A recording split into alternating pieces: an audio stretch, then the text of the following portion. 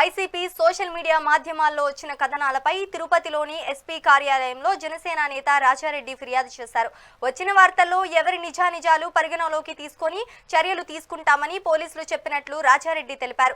YCP ఆక్రమించిన భూములను తొందరలో బయటపెడతామన్నారు.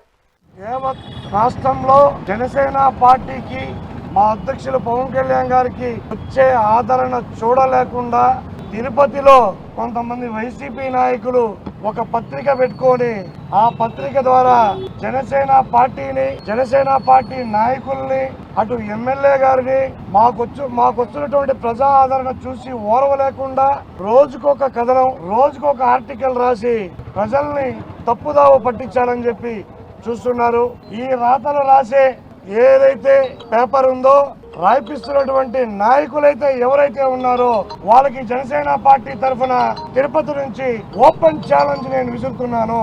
మీరు రాసినటువంటి కథనాలు ఏదైనా సరే మీరు సాక్ష్యాధారాలతో నిరూపించగలిగితే మీరు ఎక్కడికి రమ్మన్నా నేను వస్తాను. నేను మీడియా వాళ్ళని పిలుస్తాను. మీరు మీ కెమెరా ఎత్తుకోనండి. ఎక్కడైనా సరే any time any centre open challenge. కొద్దిగా రాసే ముందు పత్రికలు విలువలు దిగజార్చే విధంగా మీ యొక్క పేపర్ వల్ల యావత్ మీడియాని కూడా ప్రతి ఒక్కరూ ఇటువంటి పేపర్ ఉన్న దాని వలన అందరినీ కూడా మీడియా వాళ్ళని తప్పుదావ పట్టిస్తున్నారు.